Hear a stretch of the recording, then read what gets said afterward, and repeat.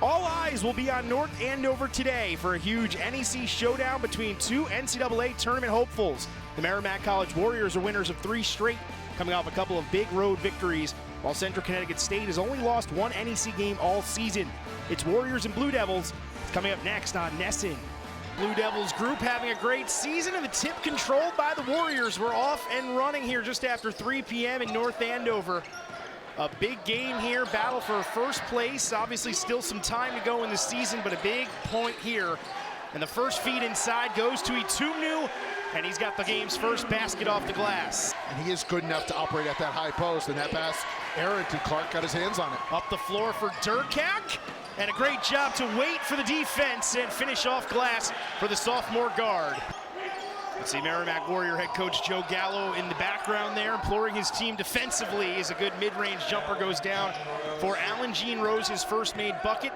And that's a shot, quite frankly, another careless turnover here by the Warriors, John. Here comes Jones in transition, and then the rejection, but there to clean it up is Jean Rose. Blue Devils third in the NEC in rebounding as they come away with this board. Looking to run the floor, it's Jones in transition. Turns, finds Breland, lets a 3 fly, and he's got the game's first triple. Blue Devils rein it in. Just didn't make the 10-footer. Here's Brown, has it taken by Clark. Both teams having some trouble with the basketball here early. Third steal for the Warriors, and Durkak with the flush at the other end. Now out to Diallo, looking to feed inside. Now it's Durkak. Spins himself free and lays in an easy one. Great job by Durkak and the Warriors to stay patient. But they're getting good looks against this, the face this Merrimack 2-3 zone. Clark spun right towards Itumnu. Now looking for some openings. He finds Savage across the court. Savage with a knockdown from deep. His second try and his first make. This has been a back and forth first half so far. Jean Rose and Durkak each with 6 points here in the opening quarter. O'Connell missed the game against St. Francis. He did play against Wagner, but had to leave that game with a shoulder injury as Jordan McCoy knocks down his first try from deep and could not complete the 3-point play. Here's McCoy, quick shot, and his second goes down. 2 for 2 for Jordan McCoy. There's Jones at the other end. Ostrowski up top, feed inside. The turnaround is good from Brown. And Stinson, really tough area. It was tipped. They got lucky. They got it back. Durkak, hop step inside, and finishing off glass. That's just too easy for him amongst a few Blue Devil defenders. Durkak at the other end trying to find O'Connell off the roll. It was tipped. Transition opportunity for the Blue Devils. Breland. They move it around to Amos. Amos getting inside. Left-hand layup. He's able to lay it in as he hits the deck. Whew, how good was that? NEC second team selection in his first year last year with the Blue Devils. Here's Durkak all the way inside, and again Jordan getting to the glass and finishing. Third rebound at about the 7-minute mark of the first half. Wild. It is wild. Itumnu came down with it. Durkak, game leader with 10 points, running the point right now. Stepping back to a 3. Durkak got his first long-distance shot to go, and he points at the bench as well. That was that head coach Joe Gallo. I don't know what that was about. We'll learn about that sometime in a later date. Jones and Amos playing catch. Now a lob to the corner for the open Breland, and another knockdown from deep. The run continues here to 8-0 for the Blue Devils, who are back within 1. When they've been sort of stagnant, again using that word again, you know, that's a win for Central Connecticut on that half of the floor. The adrenaline of the first minutes wearing off for both teams now as Jean Rose gets inside and rattled around the rim but found its way down. Blue Devils back on top. Been so impressed with him. And he said it's almost like having another adult in the room, another coach on the bench at times. Durkak kicking it to the corner for Clark, who lines up a 3, and that's a big knockdown. Just the 5th made triple of the freshman campaign for Clark. He has not been a very good 3-point shooter, and again, that's the evolution of his game. If John, he makes that on any sort of consistent basis, he's unguardable. Amos, long 3 with Clark in his face, and Amos has no fear. Durkak exploding inside and was closed off by Amos quickly, now calling for it. One-on-one here, Amos, Breland comes over to help. McCoy gets open for the 3, and the find from Durkak. McCoy's been red hot here this opening half. Amos tries to line up another one. Breland skies in for no rebound, no good on the follow attempt. And then hitting the deck here on the jump ball. A couple of players on each side.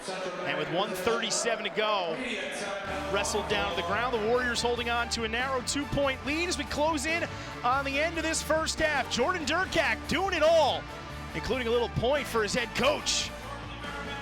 Still have another to give.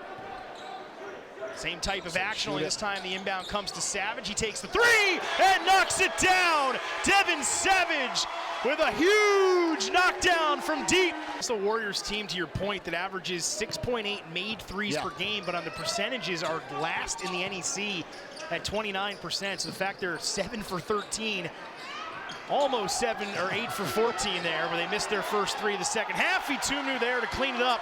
First points of the second half. Into Amos, now Jones back to Amos. Long distance three, and Kellen Amos dials it up.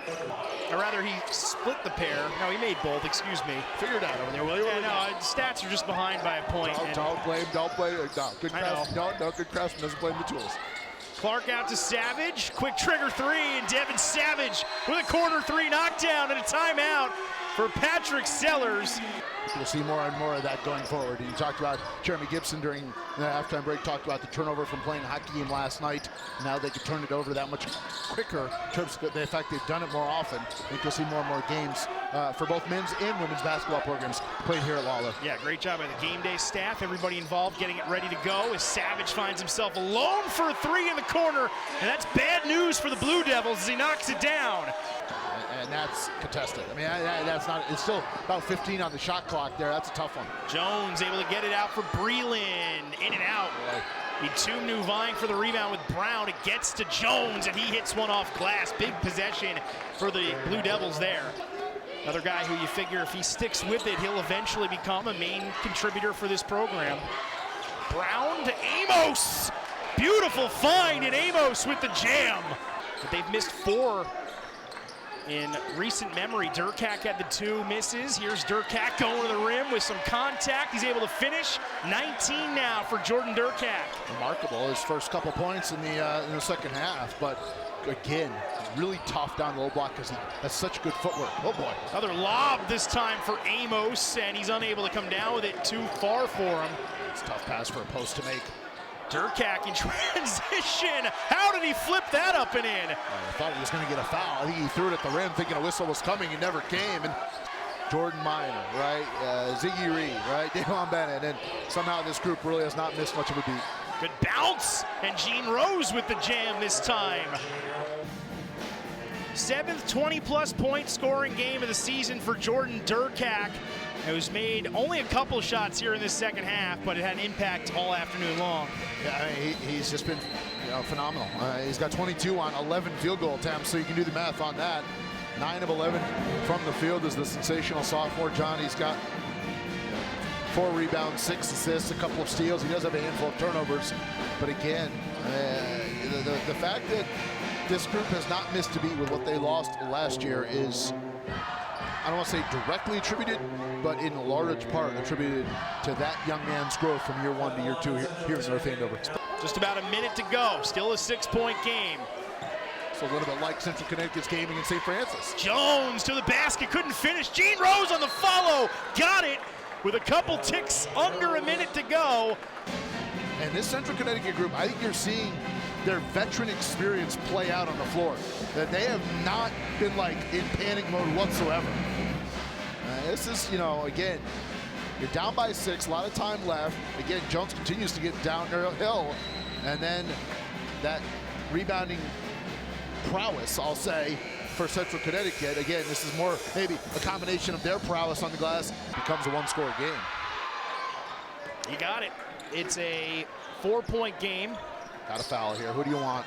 Durkak. You can't allow them to just evaporate this maybe clock a right half now. court, No but way. They can't waste too much time. They get the steal, though. What do I know? Jones to the basket. Durkak coming in hard with the contact. But I don't believe they'll give anything other than the common foul that they already called. We'll take another look here. First off, you're right with Clark, turnover, and then it's a hard foul. There was a lot of contact. Yeah, that angle. There is more body contact than there is from the other angle that we had momentarily.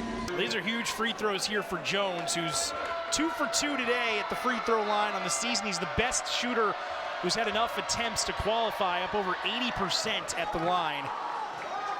Division II transfer from Coker College, played for the Cobras for 3 years. Down on the Peach Belt. Some Division II insight for you, my friend. I love it. Former. And he's in double figures here today. A couple of big free throws, 2-point game. Wow.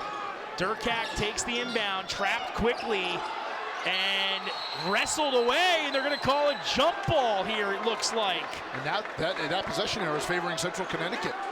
Wow, I cannot believe this. Merrimack has just not valued the basketball, and now Central Connecticut with possession and a chance to tie. A 3 gives them the lead. And John, I thought this was the right call. Durkak saying he was fouled. I thought that's a tie. Yeah, I think he got trapped too close to the baseline. Merrimack, all right, they've got O'Connell. They've got McCoy right now. That's senior, but other than that, freshman, sophomore, backcourt especially, guys, their hands on the ball. Here we go. Jones in to Gene Rose. Down 2. Jones up top. 15 seconds to go. It's Gene Rose to the basket, gets inside, blocked by O'Connell. Rebound to Savage, gets the outlet to Clark, who's fouled. I thought that was goaltending. Patrick Sellers thinks the same thing, having a word with the official. He is demanding a review right now. I thought that ball got to the backboard, and then I thought O'Connell deflected it. We'll take another look here. You be the judge. You first, Jacob. What do you think right here? Oh, good step. I mean, there's no doubt, right? I mean, they missed that. Regardless, that's missed. That ball hit the backboard. It's still above the cylinder, and that's the important thing. You can touch it if it's below the cylinder. Right. If it hits the backboard and it's below. But when it's still above the cylinder in that situation, that is goaltending. Central Connecticut State, no timeouts left. And Clark just made the first. So if he makes the second, it's a 4-point game. They will not be able to advance the ball up the floor. But that was a massive no call there. And this film is going to make Coach Sellers and his staff absolutely sick. Miss though, 3-point game, rebound to Central. Here comes Jones down the floor, he gets a 3 off, just came up short, looking for one more, they don't get it off. The Warriors hang on to win. 71-68 the final. Jordan Durkak waving goodbye to the Blue Devils.